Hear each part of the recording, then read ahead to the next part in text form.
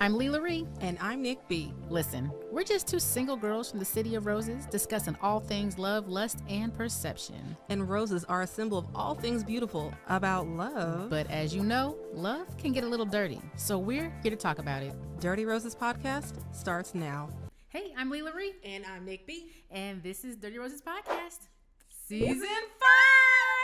And we're back, bitches! Welcome back. Oh, yeah, we did use that song for one of our little reels. But it's still applicable. Applicable? Applicable. What she said? Applicable. Oh, we like the lickable. Lickable. That feel like some sexual type shit. Hey, get it. Okay. You'd have to watch to see the energy on that one. But I'm sure y'all felt that through your speakers for those who are just listening. As you notice, we are in a similar set as last year, but we kind of dressed it up a little bit. We got some new guys behind the cameras again because we rotate our producers like we rotate men in our lives at this point. Oh my God. We're habitually producer hoes. I don't know what that is. A producer hoe. We're a producer. Oh, that sounds some Diddy type stuff. We don't want those allegations. Baby oil. Okay.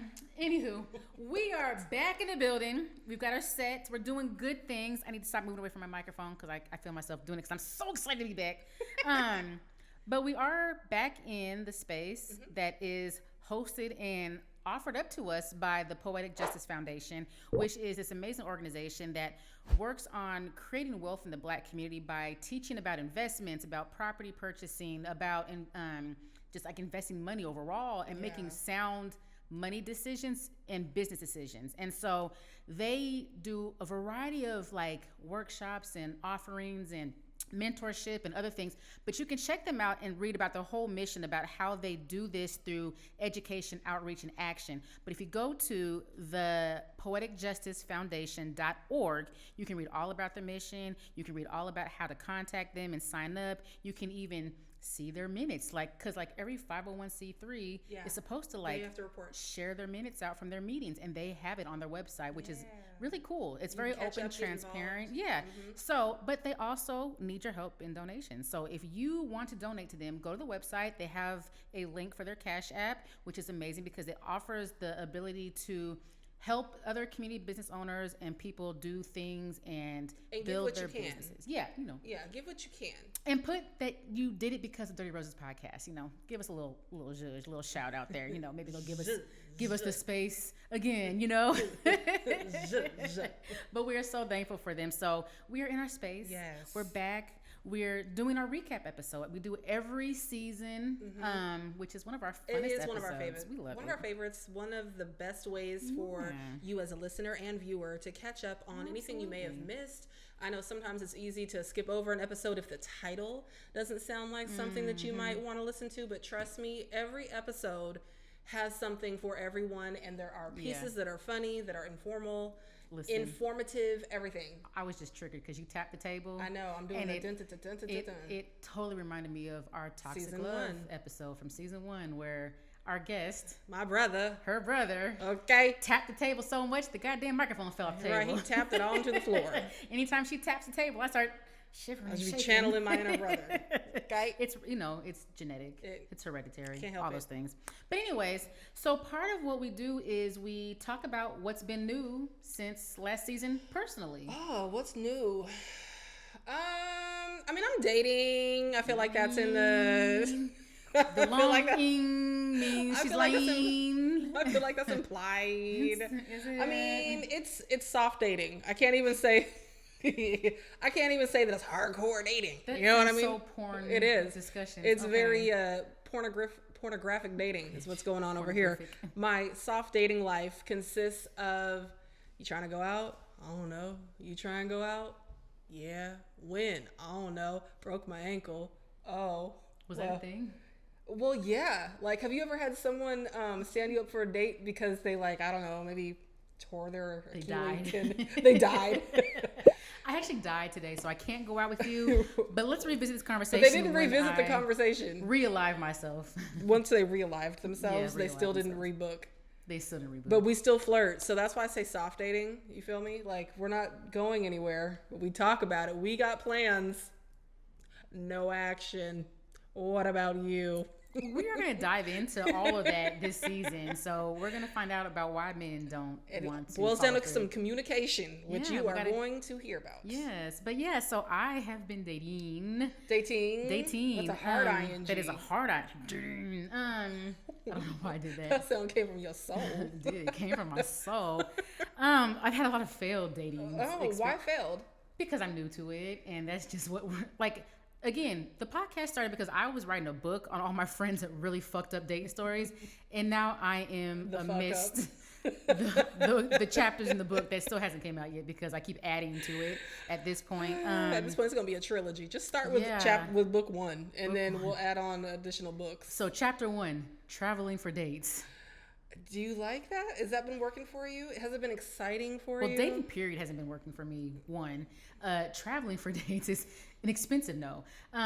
So as we remember a few seasons, like with last season before, long distance dating? Long distance dating, we talked about that. But even before that, when we talked about me getting flued out. You did. So we learned that getting flued out was not all that it was cracked out to be. So we decided that Leigh wasn't going to take flued out dates anymore because there was a lot of obligations and things that came along with it that never panned out. I mean, there's a lot of expectations, period. I mean, yeah, especially when you travel for dates, because it's like you travel, for me, all the way across the country, because I don't date nearby either.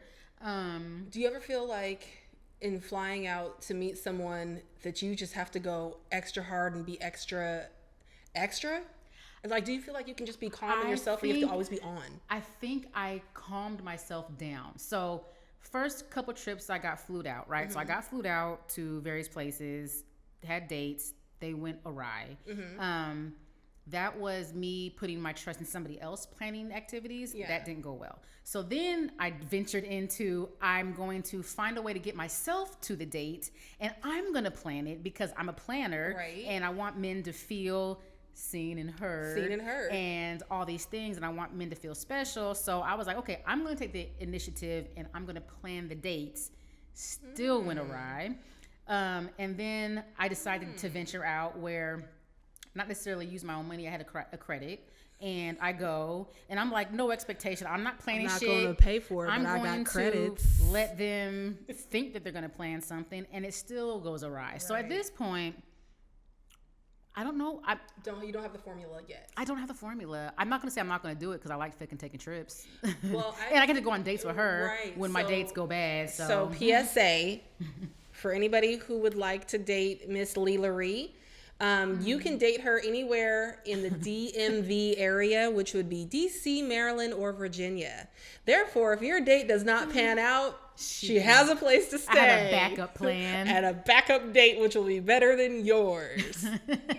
And scene, right? Scene. No, but seriously, I think what I have learned is I don't think I'm going to pay for any more fly out dates. Like, I think that, yes, the expectations, if we're talking long distance, you are absolutely going to pay for me to get out there because I'm not paying for a bad date. Right. So I've done all of the above and I've learned, yes, you're going to pay. However, my expectations are going to change a little bit and my backup plan is going to be full action. Right. And I'm going to over communicate my wants and needs. Even though I think I do a really good job of that. They just fall short. They do. East Coast men do better. Oh, let's move on from that. What else is new? What else is new? We have gone to a podcast festival. It was amazing. In North Carolina. That was dope. It was great. I had a long drive. Listen, I didn't realize the drive from Northern Virginia to Charlotte was as long as it is. In my head, I was like, smooth 3.5 hours. Yes. Easy. I feel like I drove for 6 days, stopped for an hour, drove another 10 before I actually arrived. It was a long drive. Like Jesus sent the flood, or God sent the flood, and the flood dried up, and you were. It was a long drive, but I was happy to make it. I was happy to be there. It was well thought out. It was. Shout out to Empowered Podcasting because it was a dope, our very first experience going to a podcast event. We're new to podcasting. We're still considered new. It's been a little over a year. We're going on 2 years now, right? Going into 2 years. Let me just tell you, because she just said that we're new to going to these conferences. So what we first realized is that I think we were overdressed for the conference, we both in our heads heard this is a podcast conference, and we came business casual. We did. We're the only ones in some dresses with some little button-ups. Some heels. Some heels, some little kitten. Everybody else is in their product t-shirts and jeans. And, we're just looking like we were at the wrong meeting, for one. Yeah, okay. Yeah. And then the second thing I think we learned from that was, at least I know I messed up. I mistook one of the presenters as the photographer for the whole event. And I was like, so listen about podcast conferences. Everybody's making content. Everybody's making content. Everybody has professional grade equipment. And here we are walking around with little name tags and our kitten heels, trying to fit in, not knowing who's who. Right. But we knew we had a group photo that was supposed to be taking place. And this man is walking around with his very professional camera, not no iPhone, not no doing some basic content stuff. Like, he's got legit equipment, okay? So I'm thinking to myself, clearly that is the hired photographer for this event. And clearly he must know when this group photo is supposed to take place. So I'm just as, obliviously as I can be. Excuse me, sir. Sir, do you know what time are we supposed to be gathering? When is that? And he's like, ma'am, you just fucked up my reel. That's what you did. You messed up my content. I was like, my bad. I'm alive. My bad.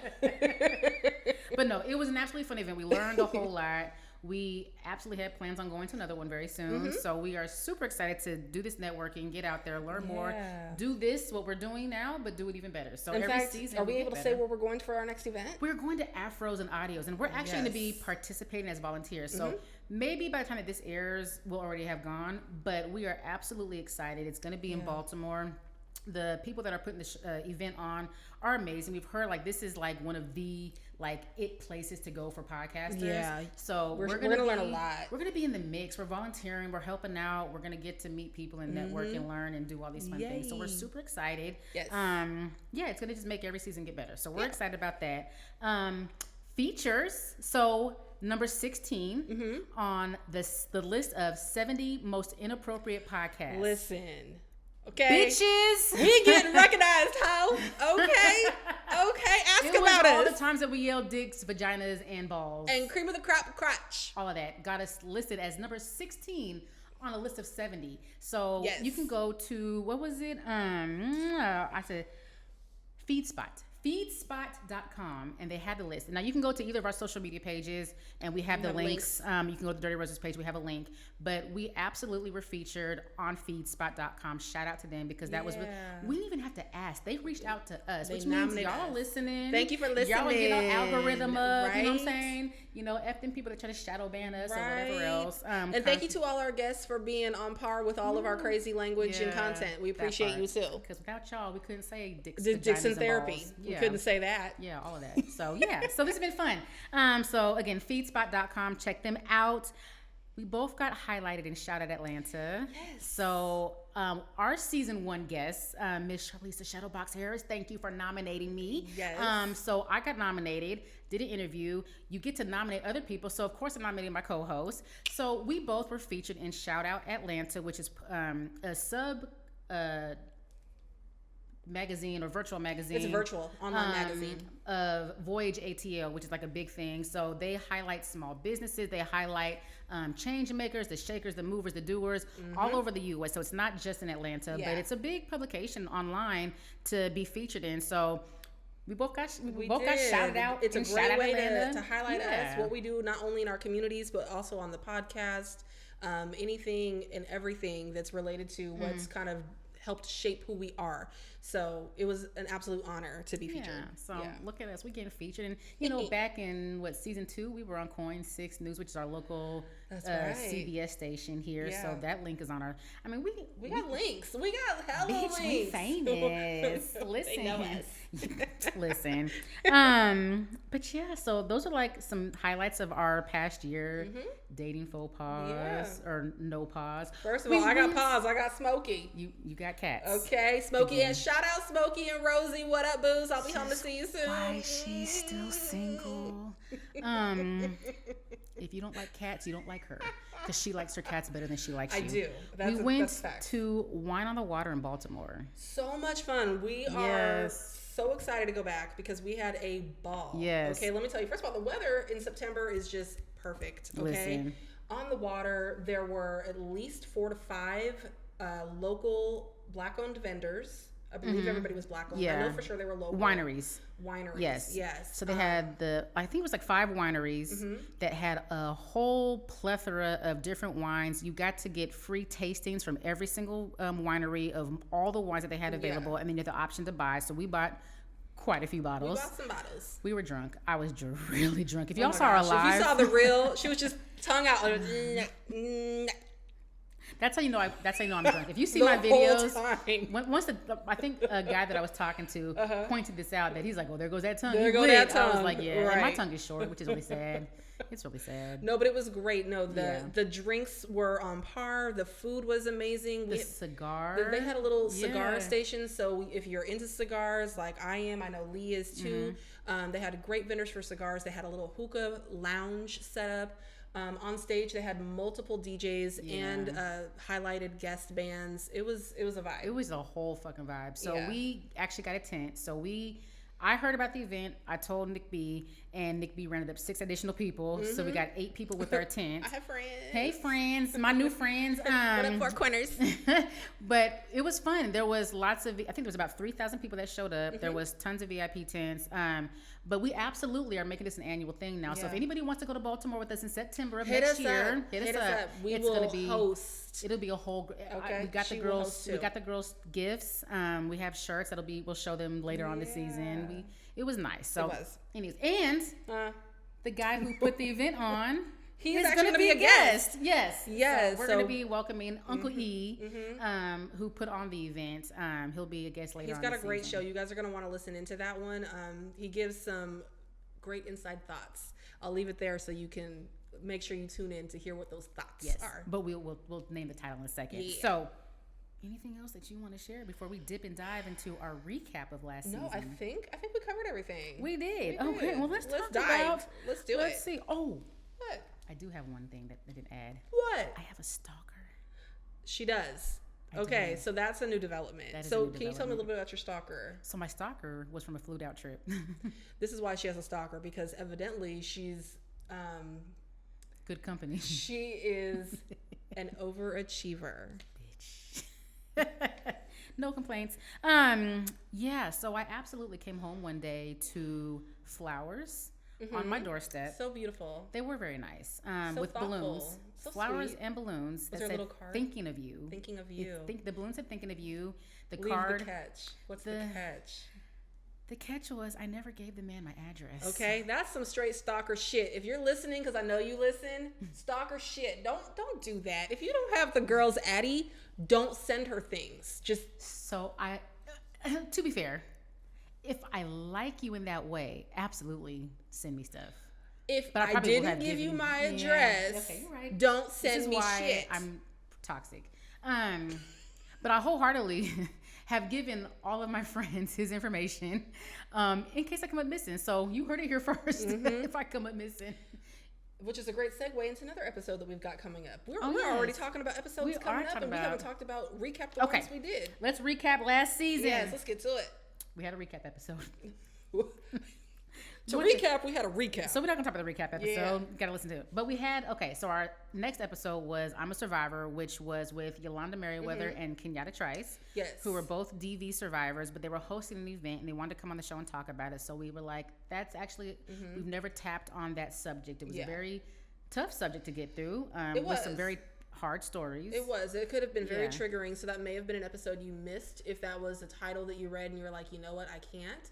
We understand. We definitely understand. Yeah. But if it is something that you can manage to bring yourself to listen to, there was a lot of really good information and resources to help women and honestly men too, because we're not going to act like men don't go through domestic violence also. But it was a really good and they had good educational energy. Episode. We had lots of laughs and giggles. We had some drinks. Yeah, the fruit was hitting. Man, the fruit was hitting. You know, when you put the fruit in your drink, it's hitting, right? But it was a good episode. Yeah. They had a beautiful. So they ended up having their event, and it was very nice. So they honored some DV survivors.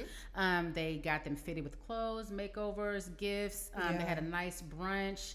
and then they got to be like celebrated for their journey, their successes, all those things. So it was a very beautiful event. Congratulations to those ladies. They're still doing stuff, so we can even like list what they're doing on their social media. Yeah, please check our page for more information, especially if you're looking for resources and tools. If you're dealing with any issues surrounding domestic violence yourself, we got you. Absolutely. The next episode, DJ Price Miyagi. Listen, I didn't know the man was a liar. Okay. I didn't know.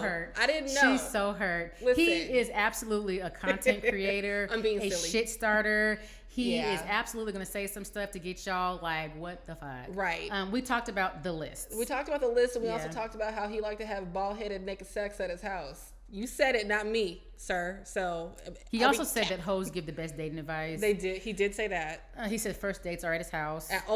Exclusively. Right. Yeah. But we talked about the list, which was very heavy last year, like with the whole going around Cheesecake with Factory. The cheese. You guys remember the Cheesecake Factory list of places you will not go on a first date. So we dove into that with him. We'll go to Cheesecake Factory. You know what I'm saying? First of all, because there's nothing wrong with brown bread. With which one? Brown bread. I'm just saying the brown bread. But I was actually going to look at the Reese's Pieces cheesecake slice. You have okay. So so the list episode was really good. No, it was fun. He was a very good. Yeah, he was a good guest. He was a lot of fun. Honestly, it's one of those episodes where you can believe it or not. We'll never know the truth. It was still a fun episode and got lots of good laughs out of it. So you'll enjoy. The next one of our most controversial episodes last season, only because of the clips we posted on our social media from it. It was open relationships with yet another toxic ass family member of hers. Evidently, I have a lot of toxicity in my family. You know what it is. Shout out Bang Gang. Okay, that's what we do. So, my cousin was absolutely on the show with his wife. I believe they were engaged at the time. They're engaged. They're still engaged. They have not gotten married yet. I don't know that that's the public knowledge. They posted it. They said that they were engaged and they were gonna, get married soon. Okay. All right. Well, they're still engaged then. Yeah. But he calls her wife, and that's why I was confused. You're ruining this show right now. Just go. I'm part of that toxic Bang Gang family. He compared her to a pair of shoes that he liked to try on. So Snubby and Shawnee were our guests. So they very much went live about their open relationship. So they've been in a relationship for a very long time. So they absolutely call each other wifey, husband, but I know they were getting married. They were engaged at the time of our episode. Yeah. So they came on and talked about the dynamics of their relationship, how it is open, but really only open on his side. So he sucks and fucks whoever he wants to. She chooses not to, per her choice and how she explains it. However, y'all was not buying that. You guys went in on the comments. Y'all went in. I'm so thankful that they have tough skin, that they're able to laugh about it, because y'all went in. Honestly, it was an interesting episode in the sense that they explained their version of what open relationship is versus polyamorous relationships. And so it was kind of nice to get a better understanding of the difference between those two. And honestly, you know what? If you like it, I love it. It's your relationship. That's really kind of where that relationship, where that episode ended, is, they shared what works for them. And I think that's really what matters most. If it works for you, it works for you. Yeah. We learned a lot about their sex life, which was interesting. I learned a few new things that I didn't know about, and I forgot what it was called, where they said they put the little prod inside the penis urethra and do stuff. It was a whole thing, and it hurt my vagina because even though I don't have a penis, it just felt like it hurt. But anyways, I learned a lot. I learned a lot of what I'm not going to do. I'm not going to do it, but it sounded interesting. Next one, self-love with Coach Kathy. So Coach Kathy is actually my life coach. I'm trying to fix myself like Yanla. I'm trying to get my shit together. Divorce is hard. Divorce fucking sucks. Yeah. Being a black woman, doing the work that we do in general is fucking hard. Being a single mom is hard. Yeah. Trying to venture out and do new things like a podcast is fucking hard. So yes, I have a whole life coach. I find that I like my life coach better than therapy right now. I think I do need therapy, because what she explained was life coaching is more forward thinking and therapy is more dealing with past traumas. Yeah. So for me in my current space right now, it's helpful to be forward thinking and talk about what I need to work on moving forward. Yeah. I know what my traumas are. I know what triggers I have. I know what I'm working with. I need to know how to get past that to do stuff. Right. So she's been helping me with that. But she came on and she gave some really good... Some great advice. Yeah. And on the flip side, I've never had a life coach, but I do have therapists. I've worked with therapists in the past. So it was also interesting to just sort of understand that there is a difference, because I wasn't quite sure what the difference was between a life coach and a therapist and how that all worked. So Leigh and I both working on ourselves, which we recommend everybody take time to do self-work, self-reflection in whichever direction and whatever spectrum you choose to start that, may it be from the beginning or from the present going forward. It's always good to kind of dive into how you got to where you are and how you're going to move forward. Absolutely. So her episode was great. Realized that gasoline and grass does it for me. In fact, I showed LaRie, there was an episode where I talked about rolling around on a hill in some grass with a guy. So let me tell you this. Okay, so hold on. So let me tell you this. So Nick B has explained that she really, really enjoys the smell of fresh cut grass and gasoline. It like turns her buttons moist. Well, you know what I'm saying? I never said that. That's extreme. I'm adding it. I'm adding that, but it does. It turns it around. So first dates, take her to a gas station, roll around in grass. Anyways, long story long, she told a story about how she went on a date, and after the date, they were walking around. They're kind of like, let's sit here. And then somehow they magically ended up rolling down this hill. Now, when she described this story to me, I wholeheartedly envisioned like this meadowy giant field of flowers and grass. It was scenic. It was like this beautiful, like, romantic but childlike It was right feeling. on Highway 26. Listen, we were driving down a busy street, and this bitch Highway was 26. like, there's the hill outside of an Olive Garden. Now I'm going to paint this picture for you. Imagine a four-way highway.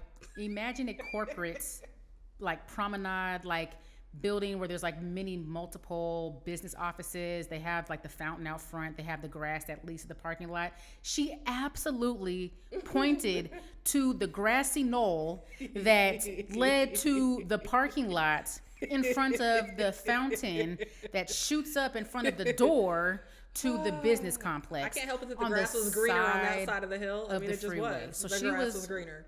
They absolutely rolled in grass on the side of the freeway. He did it too. He liked it. You know, things that you do at like 1 o'clock in the morning after Which a few really drinks. makes me feel weird. Like, why are you single if all they need to do is roll around in grass next to a freeway? I'm just saying, because sometimes you just haven't found the right one to roll in the grass with.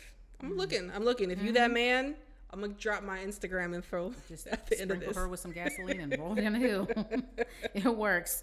Next episode, HBCU life. So both Nick B and I went to HBCUs, both in the South. Yes. And we both I had a young lady that I mentored that went to an HBCU.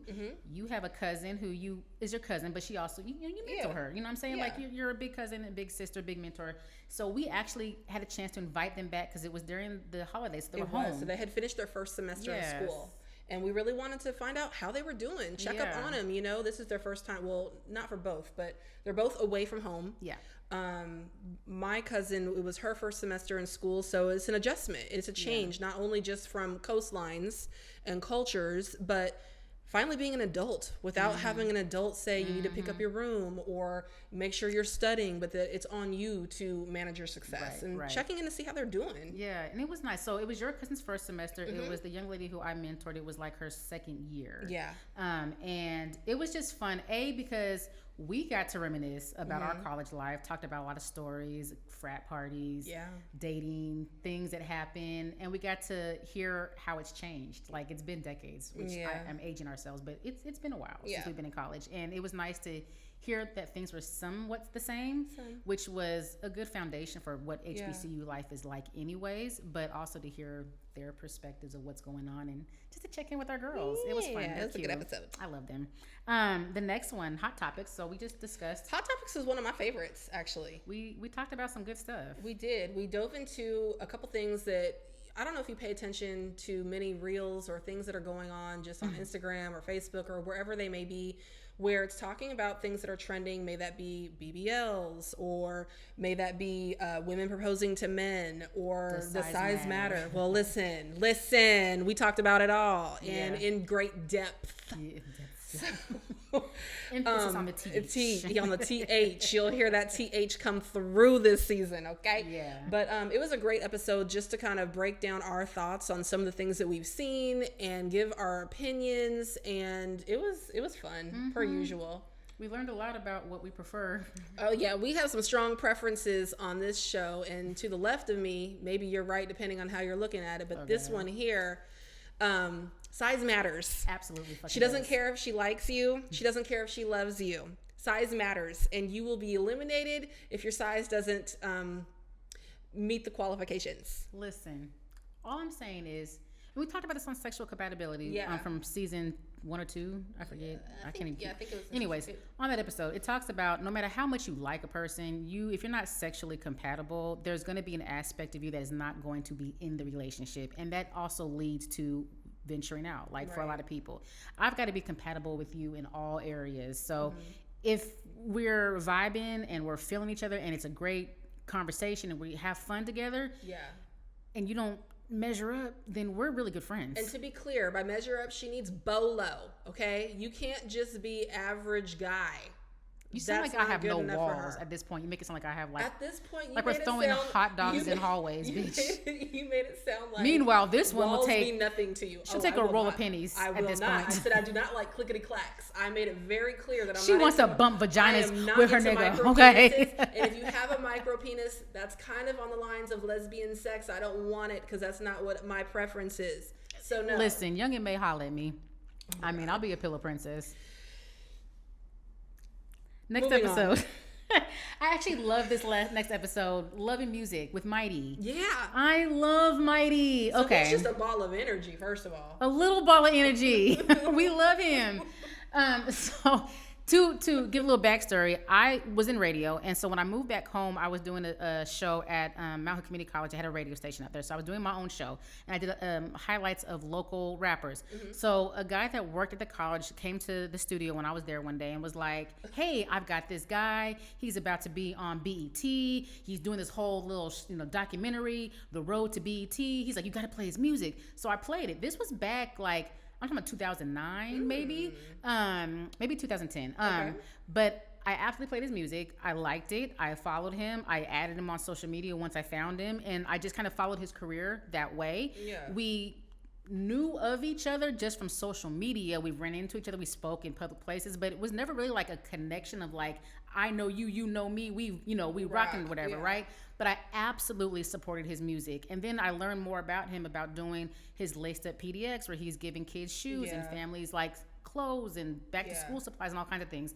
Found out he was an artist. So we later connected due to the kind of work that I do for my day job, which is in the community. And I asked him to be on the show, and he came on, and he was absolutely blew our minds with his outlook. I think so. Obviously, his musical background is beyond impressive, but I think what I was most impressed with was his philanthropy, like his involvement in the community and his passion for giving back.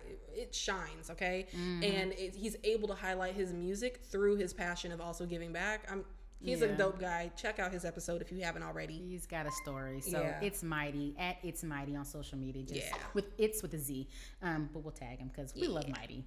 And he gave us a whole freestyle. Check out the freestyle in that episode. You got to hear it because we cool. We got bars too every now and then. Nick B's freestyled on our show too. Different area codes with India Davis. Yeah. So we both known India forever. I've known her for a little bit longer because we were little kids. We were in Girl Scouts together. That was like, as you know, we're both biracial if you couldn't tell. But India gave me my full Black family experience. Like I would go to her house, it would be like 85 cousins over there, and we're running around the streets. We're playing hide and go get it with all the friends in the neighborhood. I loved going to her house. Like I absolutely loved going to her house. It was like her mom is my second mom. I loved it. But India. Sorry, I'm cracking up because you were playing hide and go get it with cousins. Not real cousins, but my family was playing tag with the cousin that couldn't leave the front porch because he was on house arrest. So, I mean, same thing, different picture. The cousin who couldn't leave the porch was always it because of his ankle monitor. That's funny story. So during hide and go get it one year, we were in her basement, and I suck at hide and seek. I have really bad anxiety. I've had anxiety since I was a kid. I don't like hiding. I don't like that anticipation. I'm right here. So I absolutely wanted to be got by her brothers because they're fucking fine. I had a big crush on them when I was a kid, both of them. But I didn't know where to hide. I suck at a fucking hide and seek. I hid in a dirty pile of clothes. Ew. And her brother, who Draws was on your her forehead. brother, who was the one that was it. I was like, he's gonna find me. I was like, yes. He ran into me because he was walking and I was under the pile of clothes, and he kicked me. And he was like, whoever the fuck this is, I'm just gonna leave you there and act like I did not find you, because that's fucking disgusting. Like, he literally was talking to me about how disgusting I was, and I was so humiliated, even though he didn't know it was me, because it was dark and it was a pile of dirty clothes on my face. Oh my god! So when you had shit stained draws on your probably forehead. did, I probably did. So when it was time for everybody to come out, I casually slid from the clothes and like tried to like army crawl from around the wall so no one saw me, because I didn't want her brother to know that I was the one with dirty underwear on my face. Oh my god! So India, I don't know if you knew that story or not. But oh my thanks. god! But now the brother knows who he kicked. The brother knows. What up, bro? It was me. I was trying to get got, but I was dirty. But India is like this global marketing exec with a very high corporate job, and she travels a lot, and so we got to talk to her about her preferences in dating, how she handles dating in different area codes in different states. As we know, I don't like dating in my area code, so I could relate a lot to it, but probably not on her level, because I'm not jet setting the way she's jet setting. But we had a lot in common. We tried to convince Nick B to start dating. It is not for me. Try to get flued out then. I will just have to fly myself. Anyways, love that episode. Love India. Hey, boo. The last episode was the reunion. Yes. So as you know, Nick B and I have known each other since middle school. Yep. So we pulled together a few of our middle school friends that we could just kind of rehash our childhood, which apparently what we have learned is unlike any other childhood in any state in the U.S. Like, apparently Oregonians in Portland. We did. So that episode had a lot of bleeps, a lot of pauses, a lot of mutes, because we absolutely identify everybody by their first and last name. So, right. You're not just Nick B. You're Nicole Bain. So I feel like as adults, we nickname people, right? We give them code names because we're not trying to use their full name. But for whatever reason, in the era that we grew up, you were your entire government name. You were first and last name. And I didn't realize how much we did it until listening back to the episode, and it was everybody's first and last name, as though identifying them by just their first alone wasn't good enough to know who we were talking about. Because you could say a name, like, you could have like a very unique name, like our friend Tashana, who was on the show, right? She wasn't just Tashana. She was Tashana Strickland. You know what I'm saying? But everybody knew Tashana, but it felt like if you said Tashana, they'd be like, Tashana who? And you'd be like, Tashana Strickland. And she'd be like, oh. So anyways, we were joined by Jaron, John, Ngum, and Tashana. Yes. Funny story about John. If you listen to our very first episode, season 1, episode 1. S1E1. John is my white boy, my first kiss. You got to go back and listen to the story, but he will not let me live it down. He was so excited to come on the show and tell everybody that was the face that I kissed on the bus in D.C. on our 8th grade class trip. That was him. We talked about our drug dealing DARE officer. We talked about the teacher who drove the hearse to school. Yes, we did. We talked about our Spanish names in our Spanish classes. All of and evidently some didn't go to any Spanish. didn't go to any foreign language class because she just didn't get the memo. She needed to go. I'm telling you, but we had a really good time. And what we found out from other people that did not live in our state, go to our school, that they really enjoyed that episode. They got to know us on a very, very deep level as far as our childhood connections, why we are the way we are. And it was nice. Yeah, I had a really good friend reach out and was like, man, I feel like I went to school with you guys. And so it's nice to hear that people were able to relate, even if it was something that they didn't experience firsthand. Absolutely. Yeah. Well, this brings us to what we got coming up this season. Yeah. Do we want to go into this season just yet, or do we want to do some listener letters? Let's take a pause and do some listener letters. Because those are fun. Okay. And you want to do yours first? You want to do mine? Oh, let's start with yours. Okay. So we put a call out there. You know, we tell people, if you want to get some advice, get our input on something, you can absolutely email us at dirtyrosesletters. That's all with the S. dirtyrosesletters@gmail.com. You can even inbox us, DM us, whatever. Yeah. However you want to reach us is fine. But we're reachable. That's an official way, right? We're being official. But you can email us with a story or something that says what you want advice on. You can also give us dating stories or whatever else it is. But we absolutely got a very interesting listener letter that I've got to read. Are you ready? I am. Now, let me make sure I understand. Does this letter want feedback or simply... They want advice. They want advice. Okay, I'm ready for the advice. Let's do it. Hey ladies, My partner and I, in our mid-20s, and are exploring some new things in the bedroom. She's really into belly buttons. Hold up, what? Belly buttons. With lint? Lints, innies, outies. She just likes belly buttons. Keep going. Let me hear Got more. it. Okay.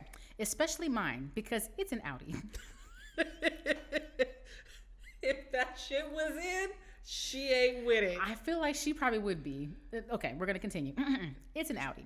She wants to try things like licking, kissing, and even blowing raspberries on it. If you don't know what raspberries are, like when you go, they are zerberts, they're belly farts, they're whatever you want to call them, but it's absolutely where you blow on your arm and you make that farting sound. Yeah. Or, well, in this case, you blow on your belly. It's what you do to little kids. Yeah, it's like I think people have done that with babies. Babies, yeah. It's like it makes them giggle. But she wants to do this to his belly button. Says, I'm open to trying new things, but I'm also a little nervous because I have sensitive skin. And I've always been a bit self-conscious about my outie. Now, outies are normal. And what I've also learned, and I don't know if this is racially related, but I noticed that a lot of black people have outies and white people have innies. I've heard theories that the doctor didn't want to get too close when cutting the umbilical cord. Oh my God. I don't know if it's true or not, but it's an observation. So okay. I'm going to give these people racial identities. I feel like she's white and he's black. Okay. Because so now we have a visual. We have a visual. Let's okay, continue. y'all. I also feel like if he's self-conscious about his outie, I feel like he might have had a herniated belly button. My little brother had a herniated belly button for a while that had to have surgery and things like when you cut the umbilical cord, sometimes they doesn't shrink down and your belly button is a little bit more protruded than a regular outie. This is still in the letter? No, but you know how we create stories, bitch. Okay. I'm trying to understand. Let me fucking create a visual, okay? He's got a fucking giant outie, okay? A black outie, a black giant outie. A white fetish. Got it. Yes, absolutely. I'm not sure how to talk to her about my concerns, and I also want to make sure I'm reciprocating and exploring things that she might enjoy with her innie belly button. See, she has an innie. Black outie, white fetish. Continue. Okay. We are also curious about other fun and safe ways to play with her belly buttons. Maybe even incorporating food or other sensations. Could you guys do a podcast episode on belly button play and address some of these questions? We'd love to hear your thoughts and advice. Thanks, Anonymous. So, if you hear me, I don't know. He has an outie. Okay, she wants to suck and fuck his outie. She wants to blow raspberries. She wants to lick and kiss it and caress it. And then he wants to then reciprocate the love to her innie. I don't know if that means sticking his outie in her innie. Like can you imagine? I mean, would you just be like the bumping level of outies? Like the level of you would belly like, fucking? Yeah, just be bumping outies. Not dicks and clicks. No, just belly buttons. Outies and innies. It's like perfect. It's like a perfect situationship with them. So they don't even have to have sex. They can just bump bellies. Right. And he's sensitive, so he might feel something. What's our actual advice? Because I'm confused. So his question is A, how does he talk to her about his concerns? Okay. B, how do they engage in belly button play? And what are some things that they could do with belly button play? And how does he reciprocate it? So they want to add food. He wants to do things to her belly button. What are some things that they could do with their belly buttons that makes it enjoyable? Okay, so I guess my recommendation would be for play, maybe you guys like stick your belly button hers, period, point blank. Well, because you guys wanted to include food, so maybe you have like a sushi night and you like wrap a raw fish. No, I wasn't gonna say that. I was okay. actually gonna go with more like a cucumber peel. You know, like to wrap it like you would the outside. Wait, hold on. Are you saying that she should wrap his outie like a piece of sushi? Yeah, so like you wrap it like a sushi, right? And then you can kind of nibble all around it. So then you got the nibbles. That's your suggestion. So I don't know what else. She's gonna put like a little glob of wasabi on it too? No, because he's got sensitive skin. So we're not gonna do the wasabi, but maybe some soy sauce, the low sodium kind. The fact that you went straight to fucking sushi. Like not whipped cream, I mean, she can not do honey, because ice cubes. You went to fucking wrapping his belly button in a cucumber, bitch. Is she getting sticky rice and she's like squeezing it together? Some seaweed. I was trying to make it enjoyable. I don't know what they like. I mean, it's possible that they're into like sushi, California crunch wraps.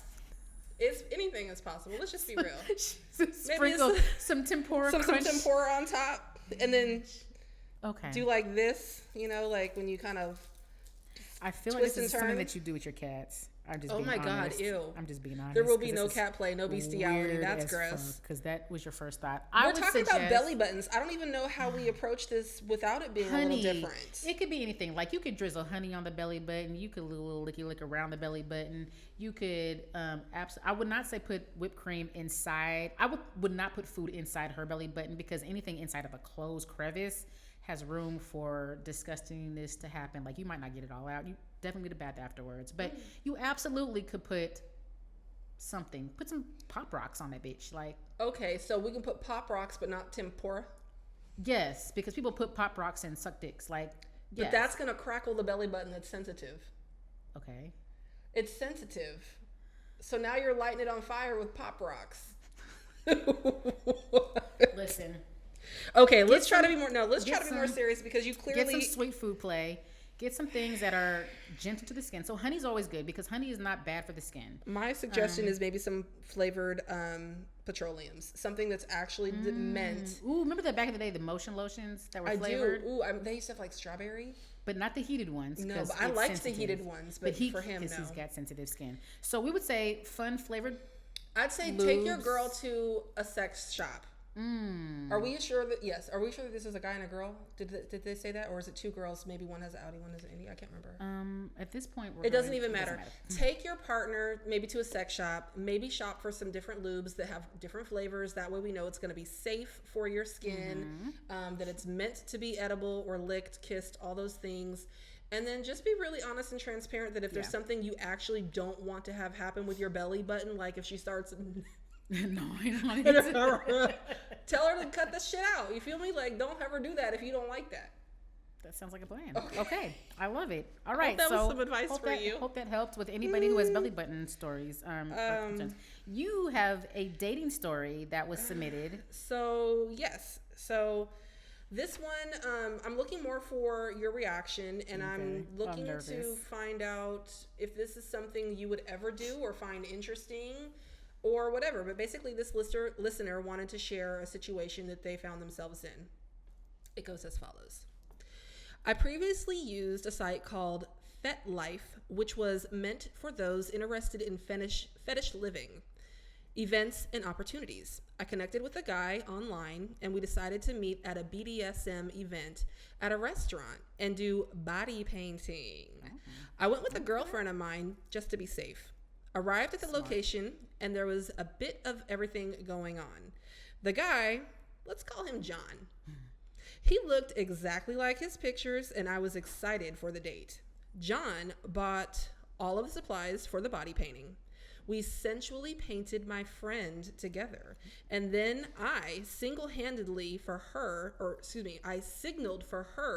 to leave, but she wouldn't. She was obviously interested in John as well. They painted me. I was on a table, naked, for the entire event to take in. I felt nervousness, pride, and hot as fuck. All eyes on me, caresses, tickles, and pleasures. In that moment, I realized she was interested in me as well. They both fondled and kissed my entire body as the crowd watched. They wanted to have a threesome. So, there is no advice that she's seeking here. It's just a crazy dating story. That was just a dating story. Have you ever done anything quite like that? No, I have not. Is it interesting to you? Like, would you maybe consider? I'm gonna lie. I've been trying to go to a sex club for a minute. I just can't find one to go with. I mean, clearly, there's... That's interesting. I mean, now, granted, I want to go to a club and be a voyeur. I don't necessarily want to participate. I don't know if I'm into the whole group play thing. But body painting for sensual purposes sounds kind of interesting. Would you do it with people watching, or would you rather be private? I think I'm kind of an exhibitionist a little bit. I don't know if I would mind. If I'm in the right setting, I think I could do the right. Now, no, granted, not in Portland. I'm not about to go nowhere where I see everybody that I know. I'm not about to be walking around and they'd be like, oh, bitch, I saw you wide open last weekend. Oh, my gosh. But absolutely, would I go somewhere where I'm not going to see those people ever again? I might. I don't know. Even if I was going somewhere where I knew I wasn't going to see the people again, I just don't know that I have enough body positivity to feel comfortable in that setting. Understanding that I'm never going to see these people again, they don't know me, and that they're clearly attracted to what they're seeing if it's doing something for them. Me personally, I'm like, let me tuck in this role over here. But that's my thing. I'm never going to see these people again. So I feel like it would be easier to engage and be confident when you're around people who you don't have to feel embarrassed about later. Basically, LaRie is for the shit. So if you're trying to go to one of these dungeons, one of these clubs, Candy, Cody right Nights, here, girl, holla at me. Right here. I want to come to the dungeon. Okay. I absolutely want to come to the fucking dungeon. Okay. I absolutely would love to get sponsored by a club for us to come and do some content. Right. Not like engage in it, but just to go and look around and see and do a review. I would love to go. So if y'all are a sex club owner or have access to one, holla at your girl, because I will be in the building. I will drag this one with me. She will be laid up like she was for the male review with the lay on. Oh my God. Anyways, we're gonna wrap up really soon, but we're gonna finish. We got to do our season. What's coming up? Yes, real quick, because we done talked a lot this season. Okay. So this season we've got fantasy versus reality with TP out of Atlanta. Great episode. Listen in. He is an amazing barber and artist. He has a new album that was released. He also has his own podcast. So make sure you listen to that episode, especially because I think the men are going to be able to relate to a lot of his thoughts. Absolutely. After that, we've got Deadly Love. Now, I am excited for this one to air because we met the guest, Kendra Howe. She hosts a podcast called In Killing Color. So it's a play on In Living Color, but it's a crime podcast about Black serial killers, Black victims. Yeah. We met her at the podcast festival. And she's going to come on talking about deadly situationships and relationships and how they end, and it's going to be some very candid. Listen, I have never heard death made so funny. I'm just going to let you know that right now. That part. Go ahead. What Men Want with Will. Yes. So another great episode for our guys out there that really want to make sure us women know what men are thinking and feeling and how they need to be supported. He does a great job breaking down the wants of men that sometimes women overlook. Yeah. So that helps with when you're single habitually, like us at this point, because I'm now habitually single She's too. habitual too. We are co-parenting with Jamila and Elle. Yes. So really great friend of ours that we've known for decades. And what we are now dubbing her sister wife. It's actually a great episode. What you're going to love about this one is that you're really going to have some takeaways as to how to make co-parenting work in a healthy space. Yes. And so if you are ever wondering how to make this a non-toxic thing, you're going to enjoy listening to these women. Absolutely. I need to take some tips because my situation is toxic as fuck. Barbershop Talk with Uncle E. So Uncle E is the guy that put on the Wine on the Water. He does a lot of events out in Baltimore. He's also a barber. Yes. So we've got hot topics, conversations. We're going to be talking about some controversial, social media trends, and he's going to give us the male feedback and input. And on the contrary to that, another episode that we're doing is going to mirror those exact same questions, but we're taking it from a female perspective. Yes. So we want you to stay tuned to a part 1 and a part 2 where the same questions are going to be posed, and you're going to hear the man how they respond and the women how they respond to the same topics. So that one's Beauty Shop Talk with Nakia Holst and Erica Warren, both people that we've known for a very long time. Yes. So that'll be really fun to hear back. Y'all will like that one.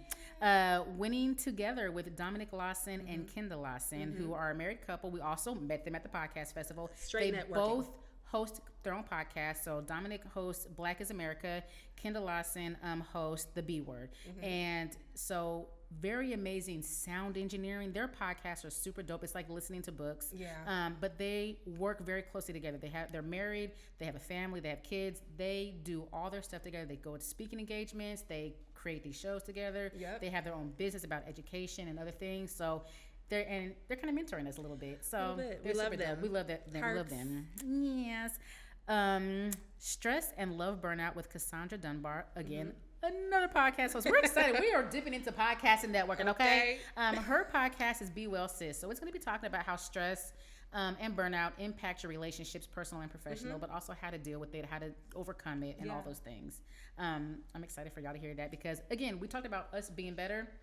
She's going to get us right. She is, absolutely. Yes. And the last episode, and these are no particular order, Coloring Outside the Lines. That's going to be a really interesting episode. And so if you've ever found yourself in a situation where you've been more of a traditional cookie cutter vanilla dater, you know, very standard, very run of the mill, and then find that you're ready to try something different. Step outside your boundaries, step outside of that box you're in, and try something new. I hate how she did that. We're excited for season 5, y'all. We had some more things that we want to talk about, but we really got into this, so I think we might take this on a live later. But we're going to do some follow-ups on some of the stories that you heard from previous seasons, like the murder scene that we heard about, the bloody bed after sex. We had the dating for perks follow-up. We have some other follow-ups that we're going to do, so check us out on live. We will do that later, but in the meantime, get ready, guys. Season 5. Oh, wait. Nick B. What? How can they find you? Oh, wait. Before you go there. What? Before you go there. Oh. I don't know if y'all seen this. Oh. These books right here. Doodle-doo, doodle-doo, doodle-doo. Another good friend of ours, Christopher. I call him Chris, but Christopher Kendricks wrote a book. And it's actually no relation to Lamar. Kendricks. Go ahead. Who is that? I don't know. Bitch. Life skills for teens and young adults. It is what you should know or learn by 25. So this is kind of like a how-to guide for young adults, and it's really a good and easy read for all age levels. You can read this book and get things that we as adults have learned from experience, but will be helping youth and young adults be getting that knowledge and wisdom before it's too late. Yeah. So Christopher Kendricks, you can get this book on Amazon. It's really reasonably priced. It's like $11 or $12, I think. But y'all need to get this book. Holla at your boy. The holidays are coming up. These are great gifts. Great stocking stuffers, Christmas gifts. Good for your kids going to college. Yeah. Good for your kids that are in high school, middle school, youth mentor programs. Right here. This book right here, y'all. So make sure y'all check it out. Check out Christopher Kendricks. He's not on social media, which is interesting. He has lived a very full and happy life. Being because he's not on social media. Right. Probably in the book about what not to do as an adult. So anyways, check out the book. We will post it on our page. Yeah. If you have questions, holler at us and we'll put you in contact with Mr. Christopher Kendricks, the author. He's got some more books coming out and some workbooks coming out too. So that'll be exciting. So Nick B. Yes. Where can they find you? You can find me in the same place you found me last season, and the season before that, and 2 seasons before that one also. And they can be with the cats. Well, obviously, shout out Smokey Rosie again. Love you. Basically, you can find me at all platforms of Dirty Roses Podcast. May that be our website, our Facebook, our Instagram, or our Tickety-tock. And if you want to reach me specifically, especially because I'm still looking for dick pics, we talked about that last season. If you want to send me some unsolicited dick pics, you can go to @NickB_NickB. That's Nick with a K, and that's on Instagram. But Miss LaRie, where can we find you? You can find me on every single social media platform. I am LaRie. So LaRie, LeighlaRie, on every platform. Again, with Dirty Roses Podcast. DirtyRosesPodcast.com. We are on Spotify, Apple, YouTube. We're on Pandora. We are everywhere. We're where you want to be. Sweet-a-loop-dee-doo-dee. And I get a lot of unsolicited dick pics and solicited ones, so I can add you to my catalog, and then Nick B can be jealous. So we'll see y'all for the rest of season 5. Thank you. Bye. Bye. Guess what, Rose Buddies? We are thrilled to introduce our new sponsorship packages. Be sure to hit us up at DirtyRosesPodcast.com to inquire how we can showcase your brand on our platforms.